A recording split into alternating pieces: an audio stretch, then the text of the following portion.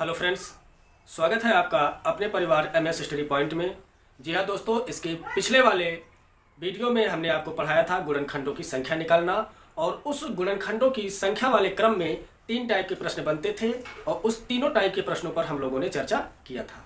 ठीक है दोस्तों, चलिए आज हम गुणनखंडों का योग निकालना सीखेंगे। ये गुणनखंडों का योग निकाला कैसे जाता है। जैसे कोई संख्या दे दिया जाएगा, आपका कहा जाएगा कि कुल गुणनखंडों का योग बताइए। ठीक है, या इसमें भी उसी टाइप से उसी प्रकार से 3 टाइप के प्रश्न बनेंगे।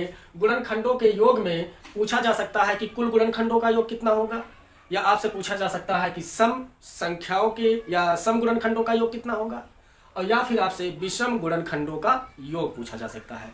तो ये 3 टाइप के सवाल जो आपसे गुणनखंडों के योग में पूछे जाते हैं, इन तीनों टाइप के सवालों को आज हम कवर करेंगे। देखिए कैसे। जैसे कोई अगर सवाल दे दिया जाए, मान लेते हैं आपका दे दिया गया 30। ठीक है, एक क्वेश्चन लेते हैं पहले, उसके बाद हम देखते हैं। कहा जाए 30 संख्या 30 के गुणनखंड का योग बताइए। गुणनखंड का योग बताइए। तो कैसे हम बताएंगे। अब इसमें 3 टाइप के प्रश्न पूछे जा सकते हैं। या तो कह सकता है 30 के कुल गुणनखंड का योग बताइए, या 30 के सम गुणनखंड का योग बताइए, या 30 के विषम गुणनखंड का योग बताइए। तो इस तीनों टाइप को हम लोग कवर करते हुए चलेंगे। तो चलिए दोस्तों, जैसा कि हमने बताया था कि अगर किसी भी संख्या के गुणनखंडों का योग पूछे तो सबसे पहले एक काम कर लिया कीजिए, उस संख्या का गुणनखंड करा लीजिए। तो जब हम इनका गुणनखंड कराएंगे तो मिलेगा हमें 2 पंद्रहिया में 30 होता है, 3 पचे 15 होता है, और 5 एके 5। तो आपने देखा कि 30 का जो गुणनखंड बनेगा आपका, वो हो जाएगा 2 गुणे 3 गुणे और 5। अगर हम इसे घात के रूप में लिखना चाहें तो आप लिख सकते हैं कि 2 और कोई नहीं है, अकेले है, तो इसलिए 2 का घात 1 गुणे फिर 3 का घात आप लिख सकते हैं 1, और फिर गुणे 5 की घात आप लिख सकते हैं 1, क्योंकि 5 और कोई अन्य संख्या नहीं बना है यहाँ पर गुणनखंड के रूप में। तो यहाँ पर तीनों सवाल को कैसे कवर करेंगे, देखिए ध्यान से। पहला सवाल बनता है हमारा कुल गुणनखंड का योग। क्या बनता है? कुल गुणनखंड का योग। तो चलिए देखते हैं कुल गुणनखंड का योग। जब गुणनखंडों का योग पूछा जाए तो कुछ मत कीजिएगा, इन गुणनखंडों की जो संख्या है, इस संख्या को ठीक 0 का घात, इस 2 का घाते जैसे 1 है, तो इस 2 का घात 0 से शुरू करेंगे और जितना घात यहां दिया रहेगा वहां तक हम जोड़ते हुए आएंगे। कैसे? जैसे यहां पर 2 का घात 1 दिया गया है, तो हम इसे लिखेंगे 2 की घात 0 प्लस 2 की घात 1, फिर गुणा कराएंगे बीच में और आगे बढ़ेंगे। ये 3 की घात 1 के लिए हम लिखेंगे पहले 3 की घात 0 से शुरू करेंगे, बस जितना यहां पर घात दिया रहेगा वहां तक हम पहुंचेंगे। ठीक, प्लस लिखेंगे 3 का घाते 1। अगर यहां पर 3 दिया होता, संयोग बस अगर 3 का घाते 3 दिया होता तो हमें लिखना पड़ता 3 की घाते 0 प्लस 3 की घाते 1 प्लस 3 की घाते 2 प्लस 3 की घाते 3। मेरा कहने का मतलब यही है कि जितना घात रहेगा हम उसकी घात 0 से शुरू करते हुए वहां तक पहुंचेंगे जहां तक हमारा घात दिया रहेगा, और जोड़ते हुए क्रम में। ठीक है दोस्तों, चलिए आगे बढ़ते हैं। फिर गुणा कराते हैं बीच में। ये 5 की घात 1 है संयोग से, इसलिए 5 की घात 0 प्लस 5 की घात 1 तक पहुंचेंगे। अब इनको आपस में सरल करा दीजिए, जो प्राप्त होगा वही कुल गुणनखंडों का योग हो जाएगा। चलिए देखते हैं। किसी भी संख्या का घात जब 0 होता है तो उसका मान 1 होता है। कितना होता है? 1 होता है। और 2 की घात 1 का मतलब 2 1 के 2 हो जाएगा, गुणे 3 की घात 0 का मतलब हमने कहा अभी अभी किसी भी संख्या का घात 0 हो तो उसका मान 1 आता है, और प्लस 3 की घात 1 का मतलब 3 हो जाएगा, और 5 की घात 0 का मतलब 1, और 5 की घात 1 का मतलब हो जाएगा 5। चलिए आगे बढ़ते हैं। ये हो जाएगा 2 1 3, 3 1 4, और 5 1 6। तो आपने देखा कि इस प्रकार से संख्या प्राप्त हुई। अब बीच में गुणा है तो इसका गुणा करा दीजिए। 4 3 12 और 12 6 72। कितना आ गया? आपका आंसर आ गया कि 30 के कुल गुणनखंडों का योग कितना प्राप्त हुआ? 72। अब इसी क्रम में हम आते हैं सम गुणनखंडों का योग। क्या? दूसरा सवाल हमारा बनेगा सम गुणनखंड का योग। सम गुणनखंडों का योग कैसे निकालेंगे? सम गुणनखंडों का योग जैसे हम संख्या निकाल रहे थे पिछली वाली वीडियो में, ठीक उसी प्रकार से ऐसा ही कुछ इसमें भी करना है।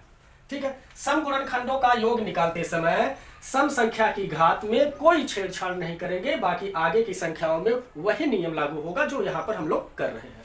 तो यहाँ पर सम संख्याओं का योग निकालते समय सम संख्या की घात पर कोई छेड़छाड़ नहीं, अर्थात 2 की घात 1 है तो हम क्या लिखेंगे 2 की घात 1 गुणे। अब आगे की संख्याओं में आप वही काम करेंगे जो काम यहां पर किया जा रहा है, ठीक है। अब अगर ये 3 का घात 1 है तो पहले लिखेंगे 3 की घात 0 प्लस फिर 3 का घात 1 तक आएंगे, फिर गुणा कराएंगे। 5 वाली संख्या के लिए भी वही रूल लागू होगा, 5 की घात 0 प्लस 5 की घात 1। अब हम आगे बढ़ते हैं। जब हम इसे सरल कराएंगे तो पाएंगे 2 की घात 1 का मतलब 2 और गुणे इसकी घात 0 का मतलब 1 हो जाएगा और इसकी घात 1 का मतलब 3 होगा गुणे। अब यहाँ पर आपका 1 प्राप्त होगा, यहाँ पर 5 प्राप्त होगा। अब आप समझ गए होंगे, तो चलिए देखते हैं। 2 और गुणे 3 1 4 और गुणे 5 6। तो इस प्रकार से जो आपका आंसर प्राप्त हुआ 4 दूनी 8 8 छंग 48। कितना आया दोस्तों? 48। तो आपने देखा सम गुणनखंडों का जो योग प्राप्त हुआ वह 48 प्राप्त हुआ। कितना प्राप्त हुआ? 48। अच्छा, अब तुरंत हम विषम संख्याओं का भी देख लेते हैं। विषम संख्याओं का क्या होगा?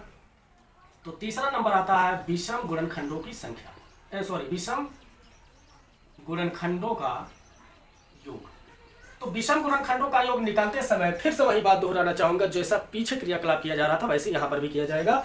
विषम गुणनखंडों का योग निकालते समय सम संख्या से कोई मतलब नहीं रहेगा, जो विषम संख्या का घात होगा उसी में हम लोग अपना नियम लगाएंगे। यहाँ पर विषम गुणनखंड का योग निकालते समय सम संख्या से कोई मतलब नहीं होगा और यहाँ पर जो भी रूल फॉलो होता था वही होगा। जैसे 3 की घात 1 है तो 3 की घात 0 से शुरू करेंगे 1 तक पहुंचेंगे, फिर बीच में गुणा बनाएंगे। 5 की घात 1 है तो 5 की घात 0 से शुरू करेंगे और 5 की घात 1 तक पहुंचेंगे।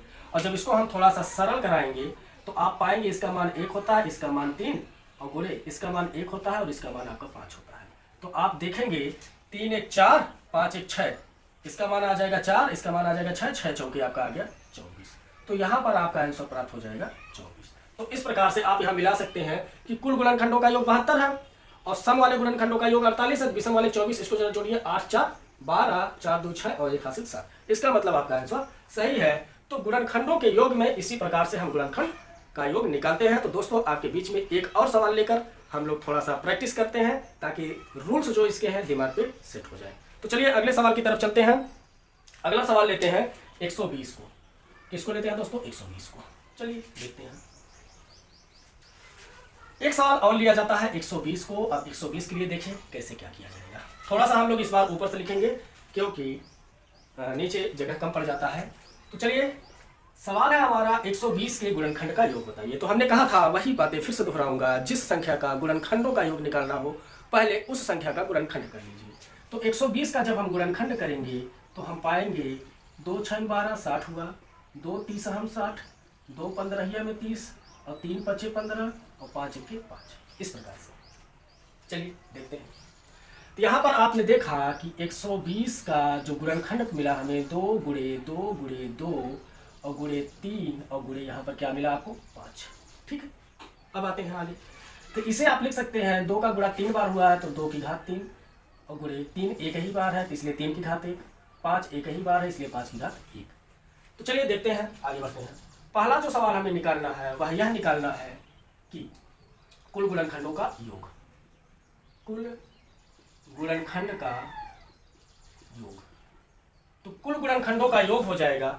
हमने आपसे बताया था कि गुणनखंडों की जो घात होगी उसकी घात 0 से शुरू करेंगे, जोड़ते हुए जाएंगे जितनी घात है वहां तक। जैसे अब 2 की घात 3 है तो हम शुरू करेंगे 2 की घात 0 से, फिर 2 की घात 1 प्लस 2 की घात 2 प्लस 2 की घात 3। हम वहां तक जोड़ेंगे जहां तक इसका घात है और शुरुआत कहां से करेंगे? 0 से शुरू करेंगे। मतलब इसकी घात को यहां तक पहुंचाने के लिए 0 से शुरू करेंगे और यहां तक आएंगे जोड़ते हुए क्रम में। अब गुणे है, गुणे बना लीजिए। अब यहाँ पर आइए 3 की घात 1 है तो इसका मतलब 3 की घात 0 और प्लस 3 की घात 1। ठीक है, गुणे। अब 5 वाले पे आते हैं, 1 तक है तो 5 की घात 0 प्लस 5 की घात 1। कहने का मतलब 0 से शुरू करेंगे, जितना घात है वहां तक हम आएंगे। आगे बढ़ते हैं। इनको जब सरल कराएंगे तो हमें मिलेगा किसी भी संख्या का घात 0 होने पर उसका मान क्या प्राप्त होता है? 1। और 2 की घात 1 का मतलब 2 होता है, 2 की घात 2 का मतलब 2 दूनी 4 होता है और प्लस 2 की घात 3 का मतलब होता है 2 दूनी 4 दूनी 8। कितना होता है दोस्तों? 8 होता है। गुणे 3 की घात 0 का मतलब 1, 3 की घात 1 का मतलब 3 और गुणे 5 की घात 0 का मतलब 1 होगा आपका और 5 की घात 1 का मतलब 5 हो जाएगा। अब जब इसे आप सरल कराएंगे तो आपको मिलेगा 8 4 12 2 14 और 1 15 और गुणे थोड़ा सा और बड़ा लिखते हैं 15 और 3 और 1 4 और 5 और 1 6। तो इस प्रकार से आपने देखा, जब आप इसको गुणा करा देंगे तो जो प्राप्त होगा वह कुल गुणनखंडों का योग आ जाएगा। ठीक है दोस्तों, 15 चौका 60 और 60 का गुणा 6 से कराएंगे 360 आ जाएगा। कितना आ जाएगा? 360। तो ये इस प्रकार से आपका आंसर निकल गया, किसका? कुल गुणनखंडों का योग का। अब आगे बढ़ते हैं, सम गुणनखंडों का योग। तो दूसरे सवाल पे हम आते हैं, सम गुणनखंड का योग पर। तो सम गुणनखंडों का योग क्या हो जाएगा? वही क्रियाकलाप अपनाएंगे। फिर से बताते हैं कि सम गुणनखंडों का योग निकालते समय सम संख्या पर जो घात रहेगा उसकी शुरुआत 0 से ना होकर के 1 से होगी। कहां से होगी? 1 से होगी। ठीक, तो सम संख्या क्या है हमारे बीच में? हमारे बीच में 2 की घात 3 है, तो इसकी शुरुआत 2 की घात 0 से ना होकर के 1 से होगी। तो 2 की घात 1 प्लस 2 की घात 2 प्लस 2 की घात 3, 3 तक है, बस 3 तक आना है। गुड, आगे बढ़ते हैं। 3 की घात 1 है तो इसको लिखेंगे 3 की घात 0 प्लस 3 की घात 1। फिर गुड, 5 की घात 1 का मतलब 5 की घात 0 प्लस 5 की घात 1। चलो आगे बढ़ते हैं। आपने देखा, जब आप इसे सरल कराएंगे 2 की घात 1 का मतलब 2 हो जाएगा, 2 की घात 2 का मतलब 4 और 2 की घात 3 का मतलब 8। गुड़े, इसका मान 1 आएगा और इसका मान 3 आ जाएगा। गुड़े, इसका मान आपका 1 आएगा और इसका मान आ जाएगा 5। इतना समझदार आप लोग हैं। चलिए देखते हैं, 8 4 12, 12 दूनी 24 आ गया। गुड़े 3 और 1 4, गुड़े 5 और 1 6। ठीक है,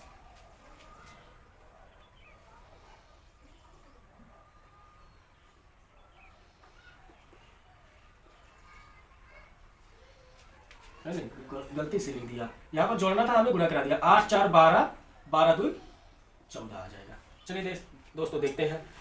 अब 14 चौका 56 और 56 में 6 से गुणा कराएंगे, 6 छक्के 36 और 6 पंचे 30, 30 और 3 33। कितना आ गया? 336। एक बार गुणा करा लीजिएगा। 6 चौके 24, 24 हुआ तो 24 का गुणा 14 से कराएंगे तो 14 चौका 56, 14 दूनी 28, 28 और 5 33। सही है इसका मतलब। तो सम गुणनखंडों का जो योग प्राप्त हुआ वो आपका आ गया 336। अब हम आते हैं विषम गुणनखंडों का योग पर। तीसरा, विषम गुणनखंड का योग। विषम गुणनखंडों का योग निकालते समय फिर से वही हम चर्चा करेंगे, क्या कि जब विषम गुणनखंडों का योग निकालना हो तो सम वाली संख्या से अब कोई मतलब नहीं रहेगा। ठीक है दोस्तों, तो सम वाली संख्या हमारा ये 2 है, इससे अब कोई मतलब नहीं रहेगा। यहाँ पर आगे बढ़ के हम लिखेंगे 3 की घात 1 है तो इसको लिखा जाएगा 3 की घात 0 प्लस 3 की घात 1 तक। गुणे 5 की घात 1 है तो 5 की घात 0 प्लस 5 की घात 1 तक। ठीक है दोस्तों, अब इसको जरा सरल कराएं, इसका मान आ जाएगा 1 और इसका मान आ जाएगा आपका 3 और गुणे इसका मान आएगा 1 और इसका मान आ जाएगा आपका 5। तो 3 और 1 4 हो जाएगा और गुणे 5 और 1 6, तो 6 और चौके 24 हो जाएगा। ये इस प्रकार से आपका आंसर बन जाएगा।